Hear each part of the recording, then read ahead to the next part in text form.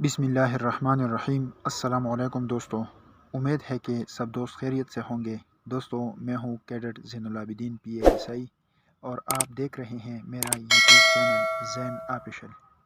دوستوں، آپ سب کو پتہ ہے کہ پبلک سروس کمیشن کے ذریعے فاسٹ ٹریک پروموشن پر ASI کی ویکنسیاں آئی ہیں، جس میں اپلائی کے لیے لاسٹ ڈیٹ 18 نومبر ہے اور کوالیفیکیشن بیچلر ڈگری کے ساتھ محکمہ پولیس میں 5 سال سروس کا ہونا لازمی ہے۔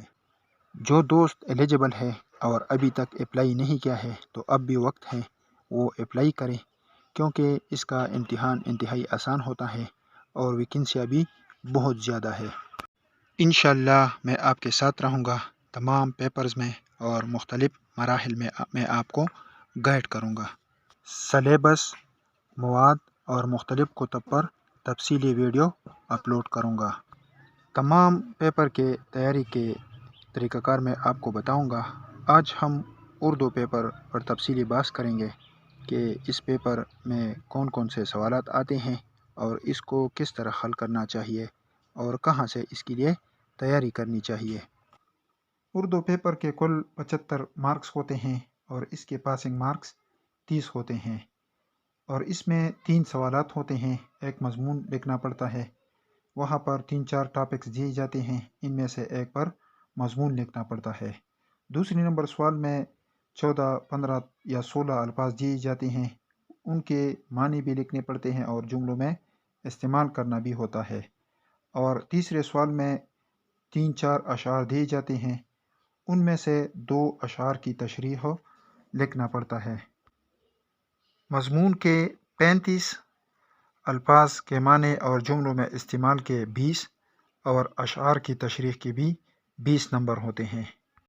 اچھا، اس میں پہلا سوال مضمون کا ہوتا ہے، وہاں پر 3-4 ٹاپکس دیے جاتے ہیں جن میں ایک پر مضمون لکھنا پڑتا ہے۔ مضمون لکھنے کے بارے میں، اس کے قواعد و ضوابط اور تفصیل کے بارے میں نے ایک ویڈیو اپلوڈ کیا تھا، میرے چینل پر موجود ہے، آپ وہ بھی دیکھ سکتے ہیں۔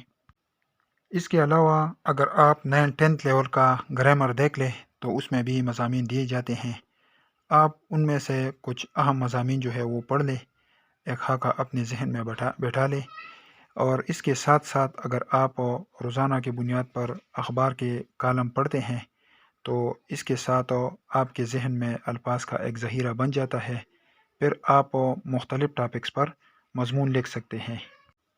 اس کے علاوہ آپ جنرل بک اگر پڑھتے ہیں تو اس کے ساتھ آپ کے ذہن میں الفاظ کا ایک ذخیرہ جمع ہو جاتا ہے، پھر آپ آسانی کے ساتھ مضمون لکھ سکتے ہیں۔ مضمون میں یہ بات یاد رکھنا چاہیے کہ تمام ٹاپکس جو دیے جاتے ہیں اس کو غور سے دیکھ لیں اور 2-3 منٹ کے لیے اپنے ذہن میں ایک خاکہ بنائیں کہ میں کس ٹاپک پر زیادہ الفاظ لکھ سکتا ہوں، میرے ساتھ ذخیرہ موجود ہے، ڈائریکٹ مضمون شروع نہ کریں۔ اس کے سوال نمبر 2 میں 15-16 مشکل الفاظ دیے جاتے ہیں جس کے معنی بھی لکھنے پڑتے ہیں اور جملوں میں بھی استعمال کرنا ہوتا ہے، اور تیسرے سوال میں 3-4 اشعار دیے جاتے ہیں تو اس کا تشریح کرنا پڑتا ہے۔ یہ الفاظ اور اشعار تقریباً 9 لیول سے لے کر 12ویں جماعت تک اس کے اردو کے سلیبس سے آتے ہیں، یعنی نہم دہم 11ویں اور 12ویں جماعت کے اردو سلیبس سے آتے ہیں۔